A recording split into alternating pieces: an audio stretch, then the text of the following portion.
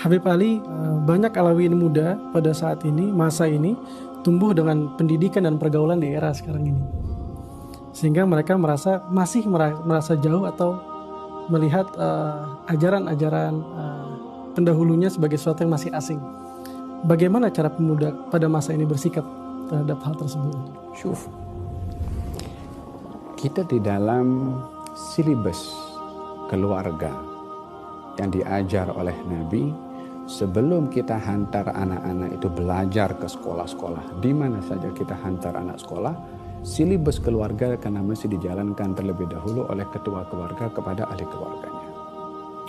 Ada satu subjek yang diajar oleh Nabi, namanya subjek cinta ahli keluarga Nabi.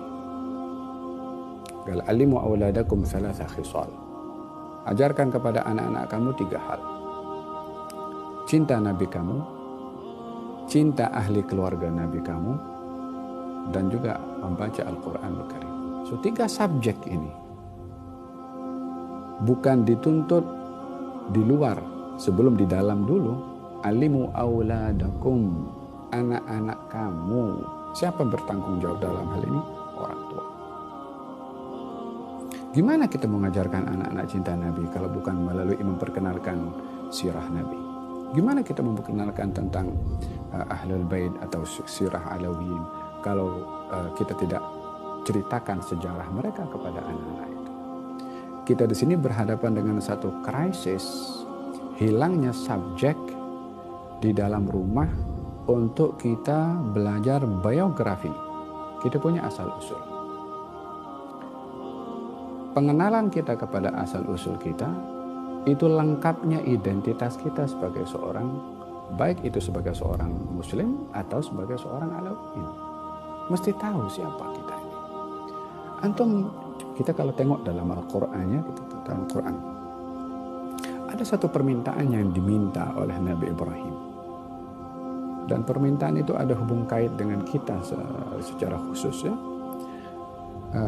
Nabi Ibrahim meminta kepada Allah sepeninggalannya untuk namanya selalu disebut dan diingati oleh keturunannya, oleh pengikutnya.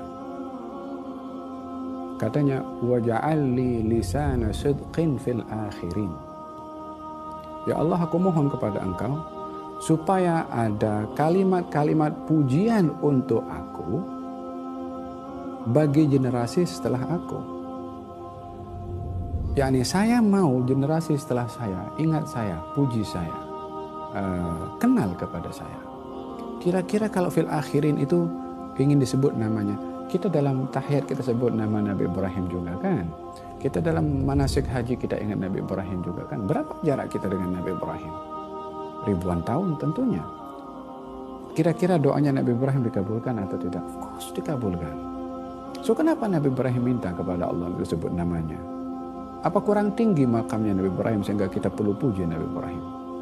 Yang mengangkat Nabi Ibrahim adalah yang maha berkuasa, yang kita punya pujian kepada Nabi Ibrahim tak ada apa-apanya dibandingkan apa yang Allah bagi kepada Nabi Ibrahim.